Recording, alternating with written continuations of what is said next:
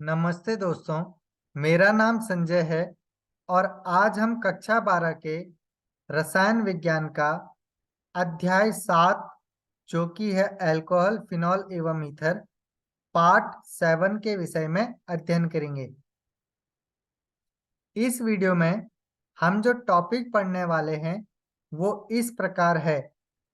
अल्कोहलों एवं फिनॉलों की रासायनिक अभिक्रियाओं के अंतर्गत वे अभिक्रियाएं जिनमें कार्बन ऑक्सीजन आबंध का विदलन होता है। अल्कोहलों एवं फिनॉलों की रासायनिक अभिक्रियाओं के अंतर्गत आज हम अध्ययन करेंगे अभिक्रियाएं जिनमें कार्बन ऑक्सीजन आबंध का विदलन होता है।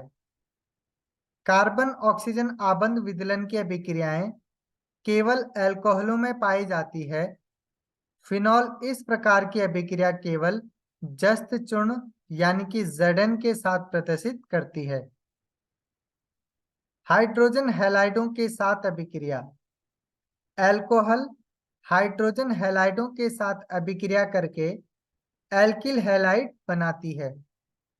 अल्कोहल यानी कि ROH हाइड्रोजन हैलाइड यानी कि HX के साथ अभिक्रिया करने पर अल्कोहल का R यानी कि एल्किल समूह एवं हाइड्रोजन हैलाइडों का X यानी कि हैलाइड समूह आपस में मिलकर RX यानी कि एल्किल हैलाइड का निर्माण करते हैं और साथ ही में एस्टो का भी यहाँ पर निर्माण होता है। इन तीनों वर्गों की अल्कोहलों की HCl के प्रति अभिक्रियाशीलता के आधार पर इनमें विभेद किया जा सकता है। अल्कोहल ल्यूकास अभिकर्मक यानी कि सांद्र HCl एवं ZnCl2 का मिश्रण में विलय होती है, जबकि उनके हैलाइड अमिश्रणीय होते हैं तथा विलयन में धुंधलापन उत्पन्न कर देते हैं। तृतीयक अल्कोहल द्वारा धुंधलापन तत्काल उत्पन्न हो जाता है क्योंकि वे आसानी से हैलाइड बनाती है, जबकि प्राथमिक अल्कोहल सामान्य ताप पर धुंधलापन उत्पन्न नहीं करती है। यानी कि ल्यूकास अभिकर्मक के द्वारा प्राथमिक, द्वितीयक एवं तृतीयक अल्कोहलों में विभेद किया जा सकता है, जिनमें से तृतीयक अल्कोहल ल्यूकास अभिकर्मक के साथ अभिक्रिया करने पर तुरंत धुंधलापन उत्पन्न करता है, जबकि द्वितीयक अल्कोहल कुछ समय बाद धुंधलापन उत्पन्न करेगा, जबकि प्राथमिक अल्कोहल सामान्य ताप पर धुंधलापन उत्पन्न नहीं करती है। फास्फोरस ट्राइहैलाइडों के साथ अभिक्रिया। फास्फोरस ट्राइब्रोमाइड के साथ अभिक्रिया करने पर अल्कोहल एल्किल ब्रोमाइड में परिवर्तित हो जाती है। निर्जलन। निर्जलन अभिक्रिया का अर्थ होता है वे अभिक्रिया जिनमें एक जलकणु या एक से अधिक जलकणु निष्कासित होता है।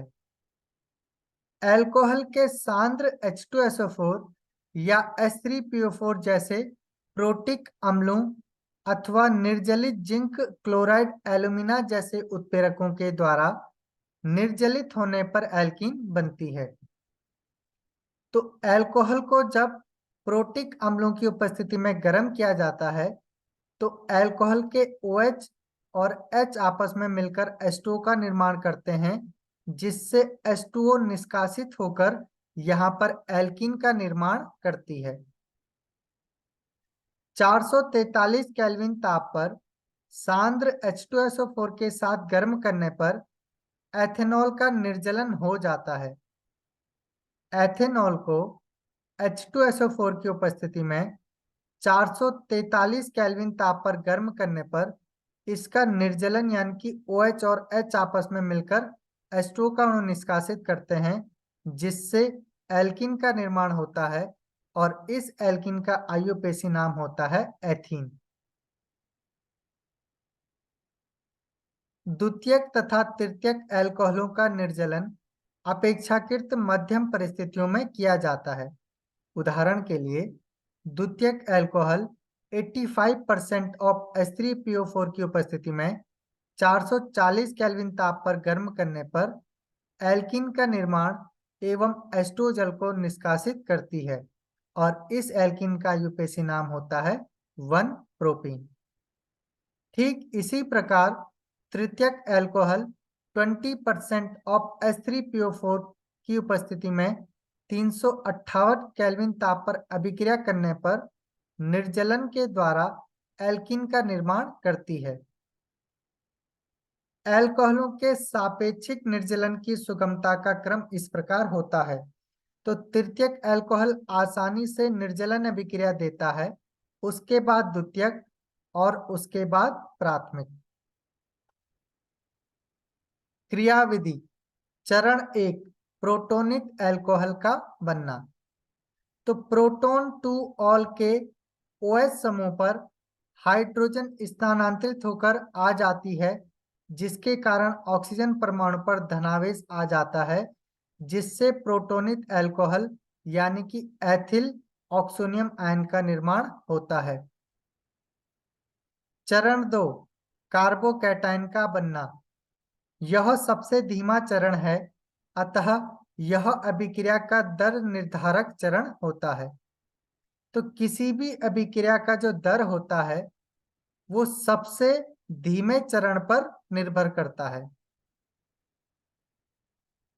चरण 2 में प्रोटोनिक अल्कोहल जो होता है, इससे OH जो होता है यहां से विस्थापित हो जाता है, जिससे कार्बोकैटायन का निर्माण होता है। और चरण 3 में प्रोटॉन के निकले जाने से प्रोपीन का बनना। तो कार्बोकैटायन के कार्बन और उसके अगले कार्बन से दोनों हाइड्रोजन परमाणु निष्कासित हो जाते हैं, जिससे दोनों कार्बनों के एक एक आबंध खाली होने से वो आपस में द्विआबंध बना के प्रोपीन का निर्माण करते हैं। चरण 1 में प्रयुक्त अम्ल अभिक्रिया के चरण 3 में मुक्त हो जाता है। साम्य को दाईं ओर विस्थापित करने के लिए प्रोपीन बनते ही निष्कासित कर ली जाती है। ऑक्सीकरण अल्कोहलों के ऑक्सीकरण में O-H एवं C-H आबंधों का विदलन होता है तथा कार्बन ऑक्सीजन द्विआबंध बनता है। तो अल्कोहलों में कार्बन सिंगल आबंध हाइड्रोजन एवं ऑक्सीजन सिंगल आबंध हाइड्रोजन का विदलन होता है एवं कार्बन डबल आबंध यानी कि डबल बॉन्ड ऑक्सीजन का निर्माण होता है।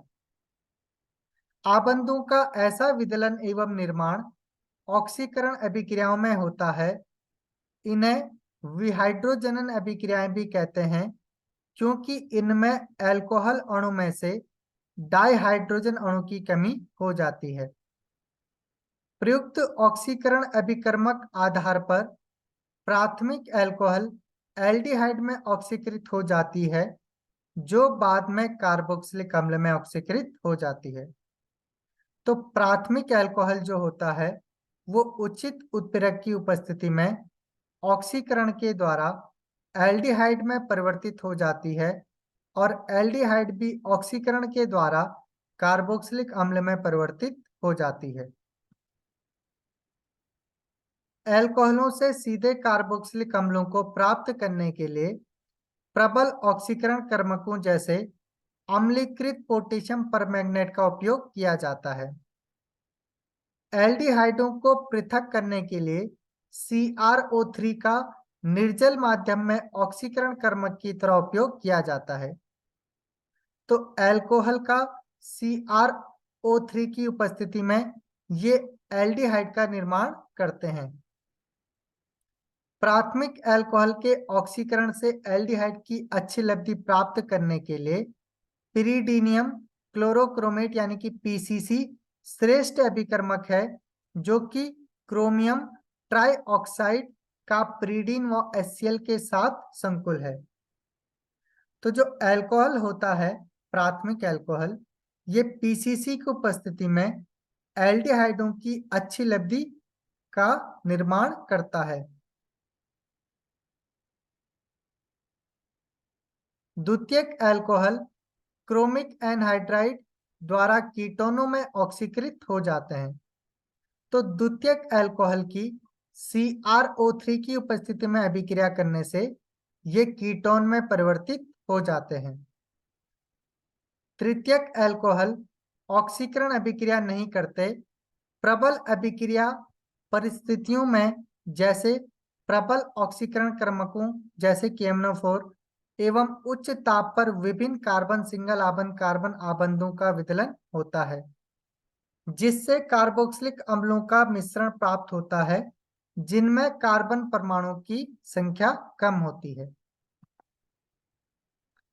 जब प्राथमिक अथवा द्वितीयक अल्कोहलों के वाष्पों को 573 केल्विन पर तप्त कॉपर के ऊपर प्रवाहित किया जाता है तो विहाइड्रोजनन होता है तथा एल्डिहाइड अथवा कीटोन बनते हैं, जबकि तृतीयक अल्कोहल का निर्जलन होता है।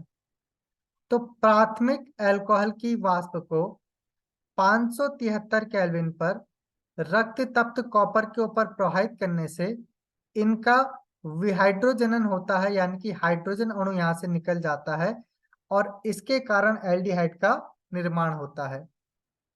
जबकि द्वितीयक अल्कोहल की वाष्प को रक्त तप्त कॉपर के ऊपर 573 केल्विन पर प्रवाहित करने पर ये कीटोन का निर्माण करते हैं एवं तृतीयक अल्कोहल विहाइड्रोजनीकरण अभिक्रिया नहीं देता है। इनको रक्त तप्त कॉपर के ऊपर 573 केल्विन ताप पर प्रवाहित करने पर इससे जल का अणु निष्कासित होकर ये एल्कीन का निर्माण करते हैं। मेथेनॉल एवं एथेनॉल के जैविक ऑक्सीकरण से शरीर में संगत एल्डिहाइड बनते हैं, तत्पश्चात अम्ल बनते हैं। कभी कभी मध्यव्यसनी गलती से मेथेनॉल मिश्रित एथेनॉल, जिसे विगुणित अल्कोहल भी कहते हैं, पी लेते हैं। शरीर में मेथेनॉल पहले मेथेनॉल में एक्सीकृत होता है, तत्पश्चात मेथेनोइक अम्ल में, जो कि अंधता एवं मृत्यु का कारण बन सकता है। मेथेनॉल की विषाक्तता के रोगी का उपचार तनुकृत एथेनॉल को अंतशिरा द्वारा प्रदान करके किया जाता है। एल्डिहाइड को अम्ल में ऑक्सीकृत करने के लिए उत्तरदायी एंजाइम जल ग्रहण कर लेता है, जिससे वृक्क को मेथेनॉल उत्सर्जित करने के लिए समय प्राप्त हो जाता है। तो आज के लिए इस वीडियो में इतना ही। नेक्स्ट वीडियो में हम अध्ययन करेंगे फिनॉल की अभिक्रियाओं का। तो मिलते हैं नेक्स्ट वीडियो में।